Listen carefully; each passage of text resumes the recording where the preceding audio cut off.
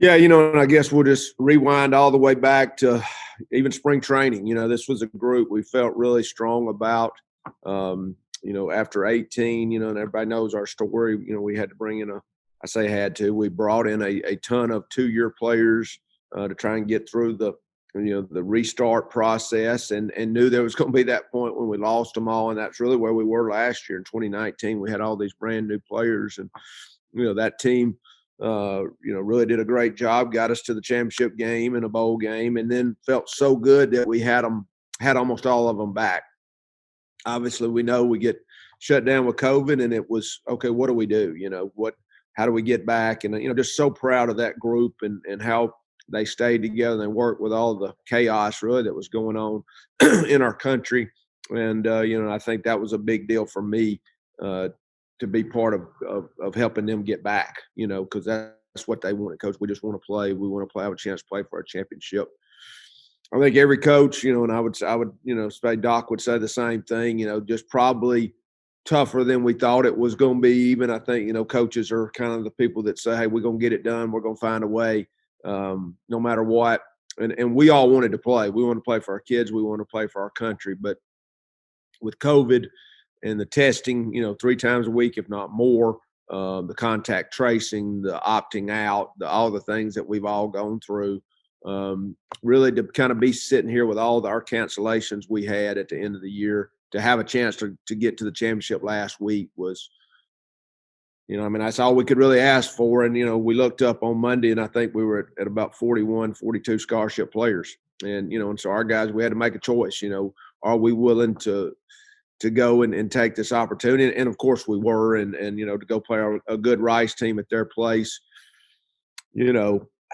I don't, it's kind of hard to put into words just how proud I am of this group, and really the joy that they felt and we felt after winning it. I mean, it was just about as pure as it could get.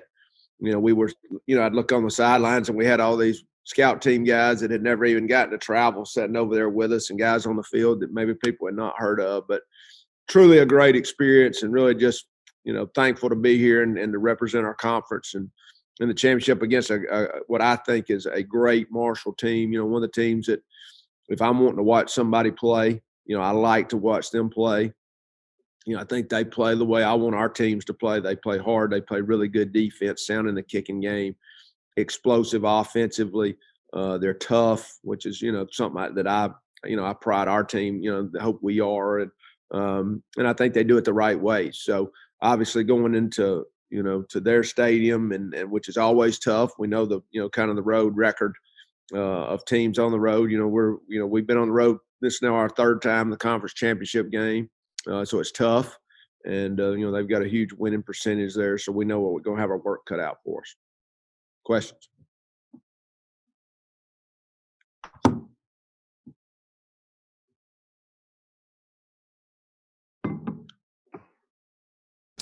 Coach, you get a lot of players back this week. Just, what's the mindset of this team after, going through all that adversity this past weekend, and to get all those players back and kind of regroup heading into the championship game? We brought them back Sunday night, for a team meeting, and it was really just a weird dynamic. You've got those guys that got to be part of that game, and then you got 20 guys coming back. And literally a lot of those guys were guys that had started, and, kind of like, okay, what do we do? Because these guys got to have this great experience. And, I looked out there yesterday, it was almost like we got too many players sitting around here, because we've had almost 2 weeks with all these guys gone. But it was, I think the attitude is exactly what you would expect. I think really they're just really proud and excited to be here. And, I think once again, I'd say both teams are not just happy to be here. They're playing to win a championship. So I think the mindset is really good. We know it's a short week. So yesterday was, we didn't practice Sunday, and yesterday was really Tuesday. So, we got work to do. Excuse me.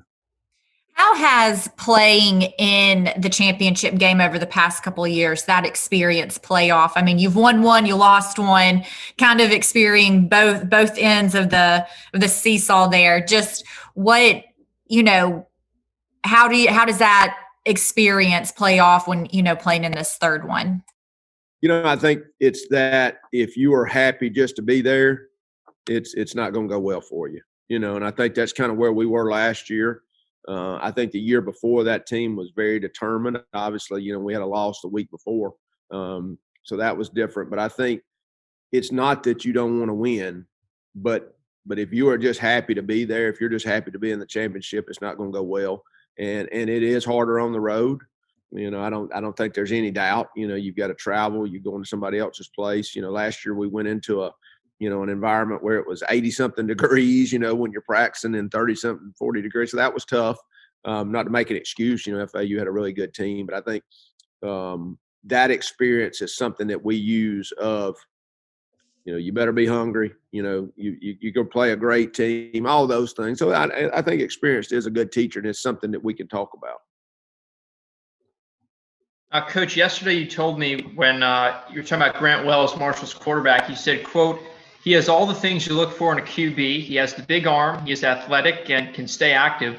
Minus the Rice game, he's had an unbelievable year. What impresses you most when you see Wells on film? Yeah, and I think when you're looking at quarterbacks, it's almost like, okay, what can he not do? Okay, he's got the big arm, but he's not really mobile. He's mobile, but he's not accurate. And I think that's the thing. You're kind of looking for those weaknesses, and you don't see it. I mean, they run the zone read with him, which I think is something that Marshall's always done well, which makes you defend the quarterback run. He stays active. He can make the deep throws. He can make the short throws. He's got all the tools. Coach, you look at how full circle is this game for you all as a program? The last time that you played Marshall, I think 3 days beforehand, was when word came out that the program might disband. And it seems like I know that being in each championship is special, but it seems like this one, the connection to that time in your all's history is special. Yeah, that's a great question. I mean, that's a game I do remember, and I think we all remember the losses. They were a great, great team. We were really hitting our stride back in 14 at that time. and that was a game we led, a lot of the game. And, they came back and won it at the end. We had a drive, and they held us down there in the red zone. So, that's a game I remember very well. And so, yeah, I think it is full circle to get the chance to play those guys again. Coach, your offense is about to take on a tough Marshall defense. So what are you all looking for this week in practice to kind of prepare for Friday night's game against the Herd? Yeah, I mean, I kind of compare them to who we want to be defensively. They're athletic. They give you multiple looks. They're good tacklers. They're good at taking the ball away. They're aggressive, physical. And I think you just, and that's why we always talk about the multiplicity of an offense is trying to be able to do, to be able to do both well, which is run and throw. I think this time of year, you've got to be able to run the ball. At the end, that's how you win championships, is being able to run the ball. But we've got to be able to do both, and it's going to be tough because I look over there and you're looking at maybe a couple guys that you think maybe that's one of the best linebackers I've seen. That's one of the better outside linebackers I've seen, not just this year but in other years. So that's the kind of players they've got. With Joseph, followed by Chuck Landon. They've both been waiting for a little bit.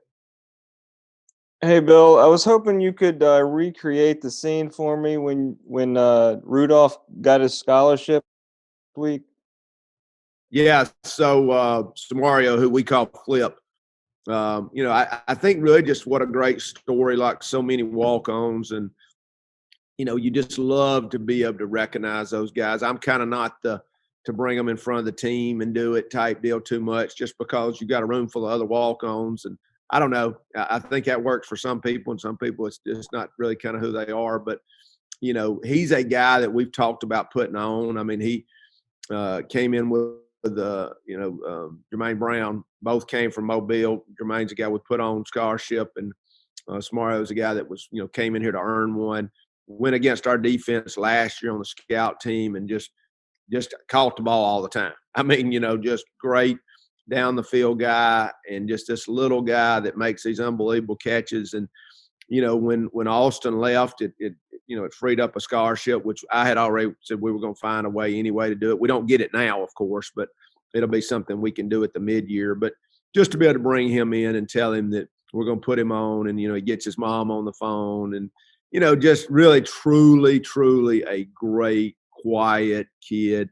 The kind of guys you just love to have on your team that do nothing but work, smile on his face, great attitude, doesn't say a lot. Just the kind of guys you love to get to recognize. And then, obviously he had the big, huge touchdown catch in the game on Saturday. Yeah, what was that moment like for the team when he made that catch? Yeah, I thought we were going to get a penalty because I think every one of them rushed down the sideline and to get him because that's what they think about him. It's just a guy that everybody pulls for. Everybody's proud that he's, playing and got to get a scholarship. So, truly that was just a cool moment. Bill, in your mind, just how similar are these two teams? Yeah, I think there is a lot of similarities. I think there is a lot of similarities. I think we're kind of built the same way. We want to play good defense. We want to play mistake-free football. They are very explosive offensively. I think there's a lot of similarities. I would think, from what I see from Doc, it seems like we want to score, but you want to protect the football, you want to play great defense, you want to be solid in the kicking game, and that's a pretty good formula for success. Thanks, Bill. Let's go back to Grant, followed by Keith. Bill, how do you use the experience factor to your advantage? I know you've been on the road the last couple of years, but this is a Marshall team that's never seen a championship game. Is there some sort of advantage with Tyler and those guys going into it? I think there's advantage with experience. I do. I think we've been on the road. I think kind of going back to some of those earlier questions about when you go through a game like we went through last year against FAU, you don't want to experience that again. So hopefully that makes us prepare harder, work harder in practice. And you still see what happens in the game. It's always a different year. It's a different team, but hopefully that experience pays off. Bill, this is Joe again. Was there ever a point last week when you thought that you guys weren't going to be able to play? I know you had to cancel the Monday news conference. Yeah. Yeah, just being honest, I was worried. It was it was bad. It was just the number of people that were out. And we did get a good group back. We got some back, kind of midweek. Which really kind of allowed us to have enough. But I as much wanted to hear that our kids wanted to do it, even though I assumed they did. It was all right. Let's. What are we going to do here? And of course, they all wanted to do it, and the coaches did too. But I think there was some worry. And I think that's been the hardest thing this year is the unknown. Every single day, you get this list of guys that are potential this. They may be out. Who's his roommate? And it's just. The stress of a normal year on coaches and players is it's just a real thing. But the unknown this year, and then here we are Monday, and that's what I said Sunday night. I was just so thankful to go. Okay, we're getting guys back. We know we're playing. It was just a great feeling, even though I've got all the worries of getting ready for Marshall. But that's normal coach stuff. You just we know we're playing, and we know that we got these guys back, and we had a great test yesterday. We're all negative, so thankful for that as well. Has this been like two different seasons for you almost? It really has. It just seems like we've been at this forever. And there was and you go back to the summer seems like it was 10 years ago, getting them back. Can we play? How do we do it? And then you went through that, and then we had the games we didn't play, and now here we are, at the end of this thing. But yeah, definitely does. Are you going to have Spencer and McBride back? Are they? Yes, we will. Okay, thanks. Okay. Coach, can you talk about how rewarding this has been then, maybe to get to the title game, and if you win a title game in this most unusual of seasons? This is one you're going to look back on this one and tell grandkids and stuff about, right? It really is. I'm a history guy, and I just, I love to talk to them about, looking past right here to down the road. And of course, I'm a coach's son. I'm a student of the game, and I love the history of it. And yeah, this is with great adversity. When you get through it, great things are possible, and when they happen, it just makes it that much sweeter. So yeah, it's very, very rewarding. Probably as rewarding as any I've ever been part of. Coach Clark, thank you for taking the time to be with us. Good luck preparing for Friday night. Okay. Thank you, guys. You have a good day.